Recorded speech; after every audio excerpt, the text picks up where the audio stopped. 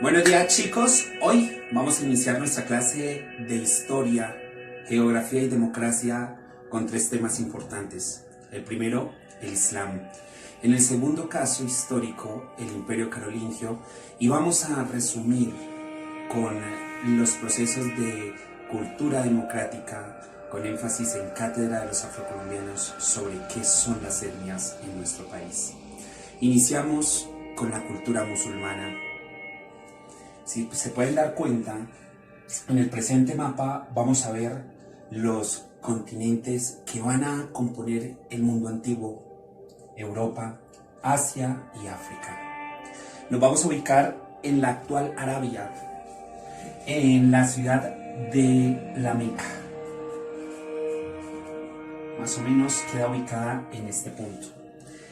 Es ahí donde inicia esta nueva religión, una religión muy conservadora y que aún en el mundo ha generado muchos conflictos políticos, gubernamentales e incluso militares, como lo es el Islam. ¿Qué es el Islam? Es el seguimiento religioso de una creencia sobre un Dios de forma monoteísta y creyendo en sí su población musulmana a su profeta, Muhammad, que traducido al español se va a llamar Mahoma.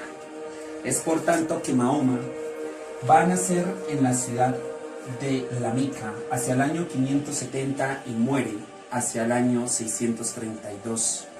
Quiere decir que aproximadamente en sus 76 años de vida, a los 40 años, según la tradición y la historia, Mahoma fue iluminado, así como la Virgen María fue iluminada por el Arcángel San Gabriel. El Arcángel San Gabriel también va a iluminar a Mahoma y le va a dejar una nueva designación. Es que continuemos en una nueva profesión de fe, creer en un solo Dios bajo unos estamentos y unos reglamentos. Es por tanto que Mahoma va a fundamentar el Islam en 5 pilares. Estos 5 pilares o principios son conocidos como la profesión de fe, creer en un solo Dios y Mahoma, su profeta. La oración. Cada musulmán, por ley o norma religiosa, debe profesar 5 veces en dirección a la Meca la oración. El ayuno. El ayuno va a ser la parte donde cada musulmán se va a abstener de hacer muchas cosas que son pecado en el 9º mes del año lunar. Un año lunar pues es prácticamente la época que la luna le va a dar la vuelta a la tierra. Este va a ser el principio porque el Islam va a coger la media luna y la estrella de 5 puntas como su simbología. En ese mes, que se llama el Ramadán, es cuando los musulmanes ayunan, más que todo a la hora de mediodía. Ayunan del pecado, de las comidas, entre otros factores. El siguiente es la limosna. Siempre hay que dar un diezmo, siempre hay que dar una ayuda. Eso fue uno de los factores a favor de esta religión desde sus inicios y que actualmente a nivel mundial se profesa y se va desarrollando. Luego, el último pilar es que cada musulmán, una vez a su vida, debe conocer la Meca, que va a ser el centro de peregrinación de todo el mundo musulmán. Entonces, ya vamos ahí con los 5 principios. Para el año 632, cuando Mahoma muere, la organización de este imperio se va a organizar en 3 formas, a lo que vamos a llamar los califatos. Y vamos a pasar con el primer califato, que va a ser el califato ortodoxo. Este quiere decir que es un califato que va a durar del año 632 al año 631 y que va a empezar la primera expansión por toda la península y por todo Medio Oriente de esta cultura religiosa. Para el año 661 va a venir otra forma que va a ser el califato omeya. El califato omeya va a expandir aún más la cultura más hacia el Asia y más hacia África y gran parte de lo que hoy es la península ibérica en Europa. Pero para consolidar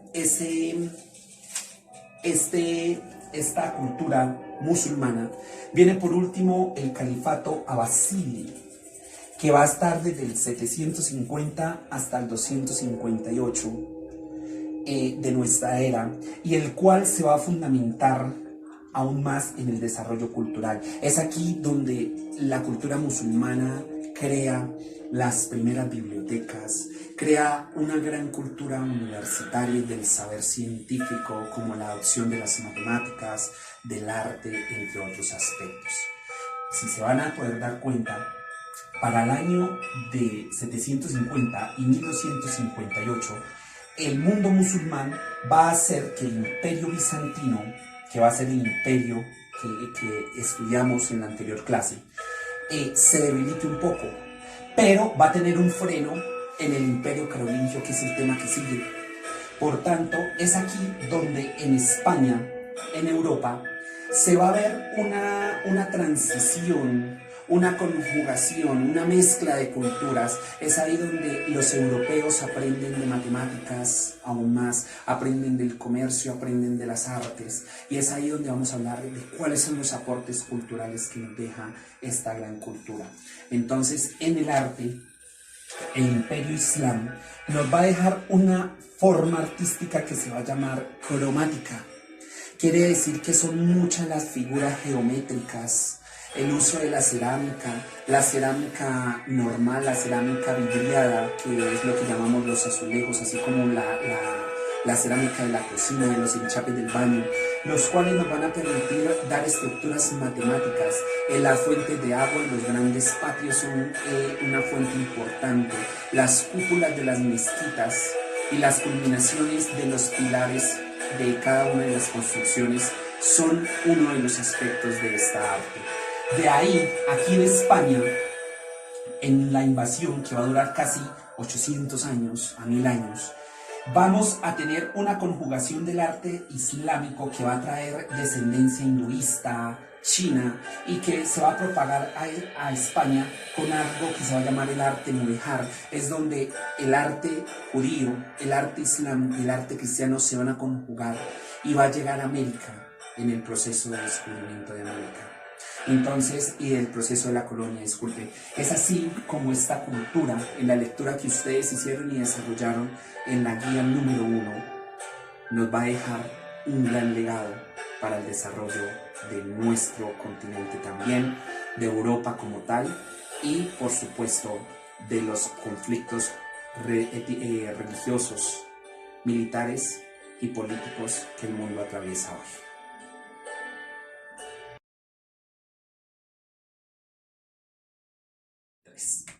Bueno, chicos, vamos a continuar con nuestro tema de historia.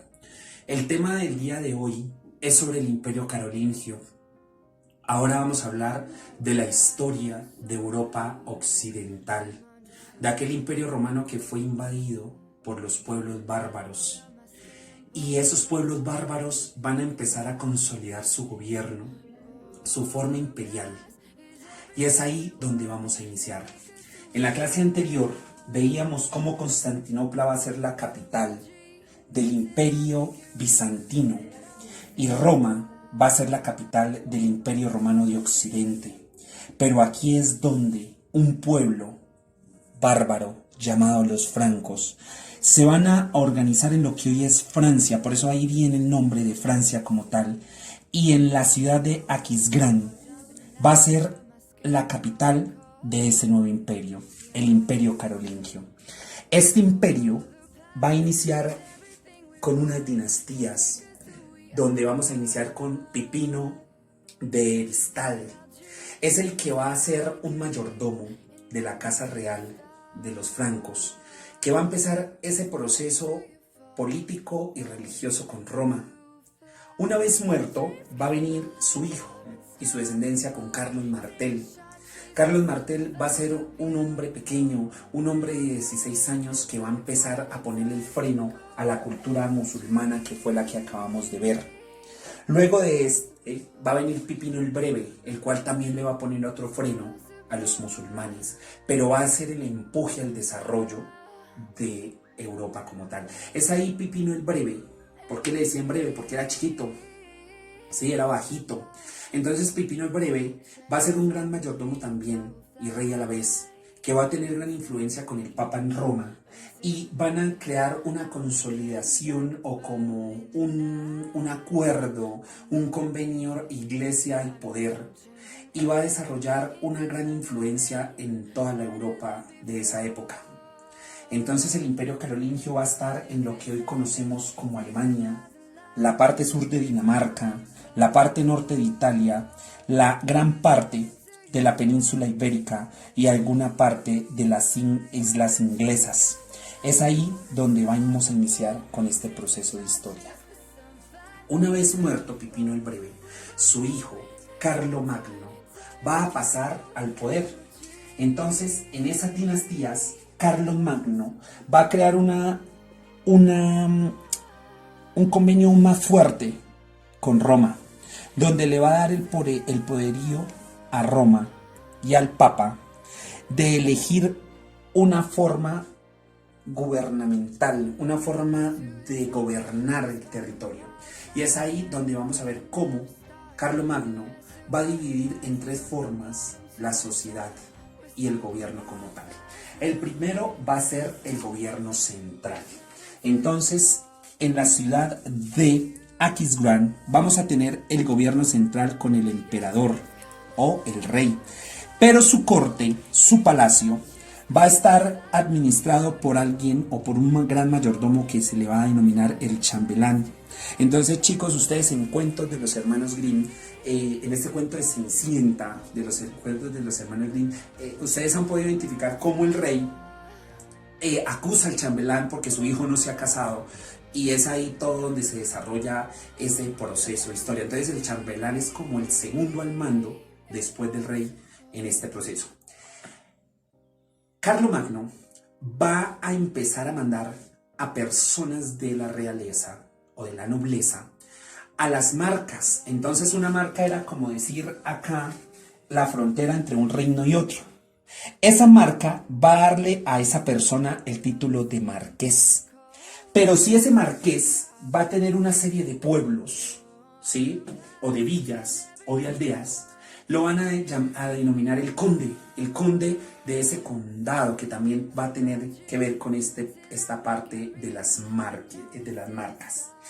Y los duques, que van a ser prácticamente como esas tres formas similares. A ese tipo de gobierno lo vamos a llamar el gobierno local.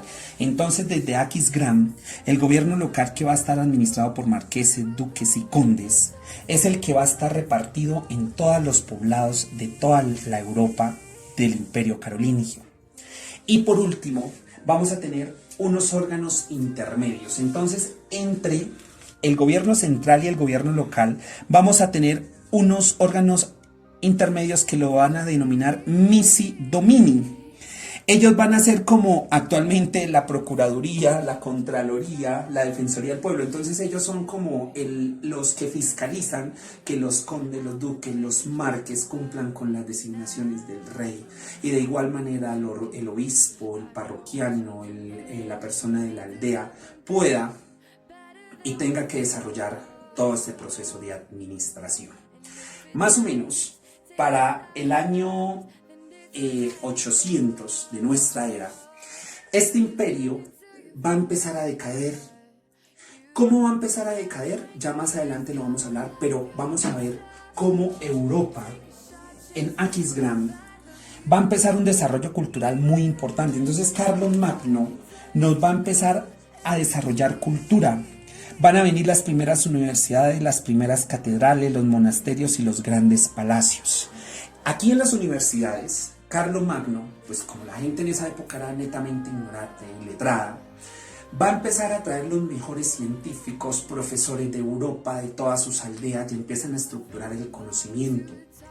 Incluso se cree que desde Andalucía, en España, estando bajo el dominio musulmán, se hizo un puente de intercambio cultural, entonces también se llevó mucha información ahí a su vecino país que va a ser Francia.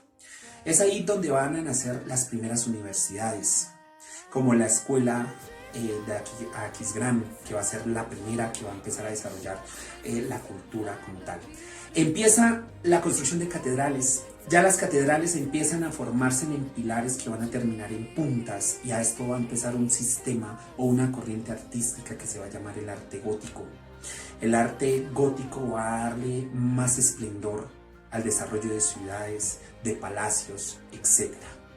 Más o menos, ya para la caída, hacia el año 800 y 900 de nuestra era, Luis Piadoso, descendiente de Carlos Magno, va a tener 3 hijos. El primer va a ser Carlos el Calvo, Lotario y Luis el Germánico. Estos 3 hermanos se van a repartir todo el imperio, ¿sí? Todo el imperio en 3 formas. Entonces vamos a tener al imperio repartido con Carlos el Calvo, Lotario y Luis Germánico. Cuando el resto de Europa se da cuenta que el imperio ha caído, que su forma de gobierno ha estado debilitada, los suecos, donde está Suecia y Noruega, y los daneses van a empezar una serie de invasiones, digamos otra serie de invasiones bárbaras. Es ahí donde empieza a caer este imperio. Por tanto, va a haber una familia en Alemania que va a empezar un reinado de unificación de ese gran imperio carolingio, y lo van a llamar, según los romanos, el Sacro Imperio Romano. Es ahí donde Roma, la iglesia, le va a dar poder al pueblo germano para poder desarrollar y volver a unificar, cosa que fue imposible. Entonces ahí, para el año 900, es cuando la iglesia empieza un sistema económico aún más fuerte, que ya lo vamos a tener pues desde el gobierno central, local, y las entidades o los órganos de control, llamémoslo así, que se va a llamar el feudalismo, que es el tema que sigue.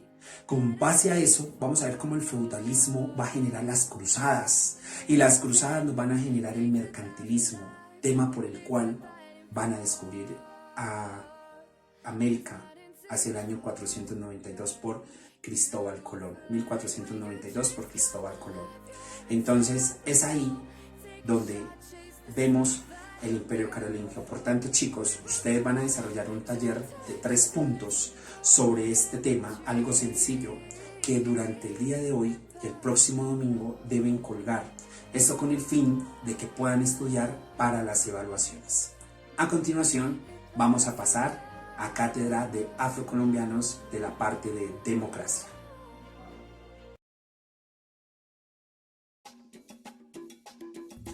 Ahora, chicos, vamos a hablar de democracia. En la anterior clase veíamos el Estado colombiano como un Estado social de derecho desde nuestra Constitución. Sus elementos, el territorio, la nación, la cultura, el gobierno, entre otros aspectos más. Y nos vamos a centrar ahora en cátedra de los afrocolombianos. En clases anteriores veíamos ya en cátedra de La Paz, pues que era el gobierno estudiantil, el gobierno escolar, etcétera. Ya vimos en democracia toda esta parte de qué es el Estado. Pero aquí tengo una imagen para iniciar este tema de los afrocolombianos. Si se pueden dar cuenta, aquí en la PC tengo a Katherine Ibargüen, una gran deportista colombiana con gran medalla olímpica y diamante en la Liga de Atletismo a nivel mundial. Con orgullo porta la bandera de este hermoso país, un país que desde nuestra Constitución es multicultural y pluricultural, que esas son las actividades que en el día de hoy, en el desarrollo de la guía, ustedes van a realizar. Entonces, vámonos al tema central, los afrocolombianos. Remontándonos a la historia, ¿cómo van a llegar acá? Una vez se empezaron a acabar la esclavitud indígena, empieza un negocio mundial que se va a llamar la triangulación. Es cuando los europeos empiezan a raptar africanos y a traerlos al continente con el fin de desarrollar todos los trabajos pesados y las actividades que desarrollaron nuestros indígenas.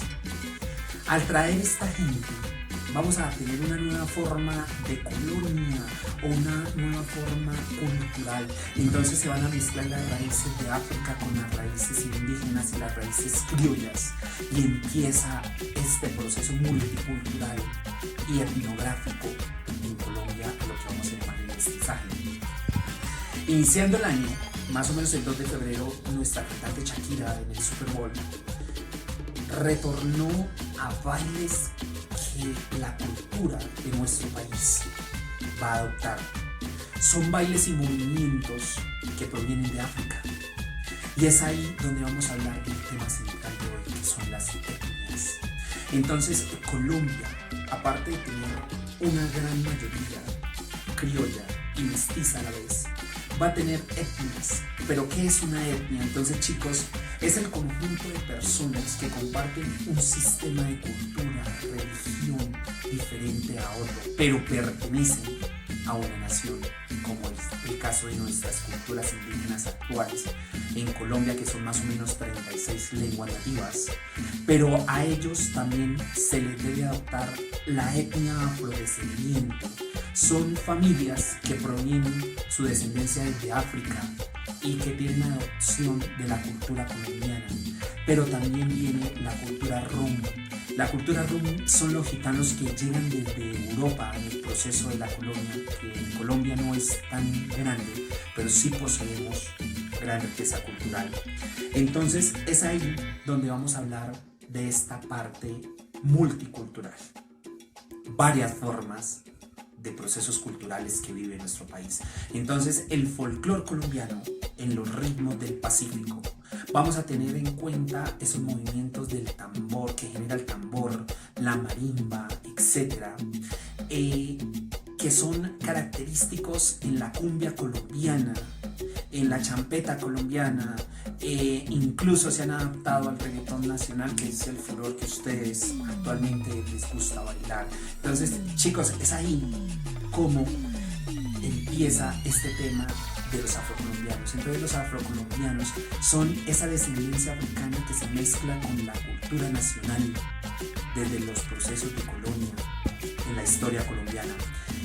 Recordemos que no tenemos que discriminar a las personas afrodescendientes o de color, porque ante la ley colombiana todos somos iguales. Entonces, a partir de ese momento, ustedes van a desarrollar una guía que va a ampliar el conocimiento sobre qué es toda esta temática de etnografía, de hablar de las culturas indígenas, de los afrocolombianos y de la cultura rum, que son parte de nuestra identidad nacional. Entonces, ese amarillo, ese azul y ese rojo de la bandera se enriquece con la cultura folclórica y de tradiciones de nuestro país.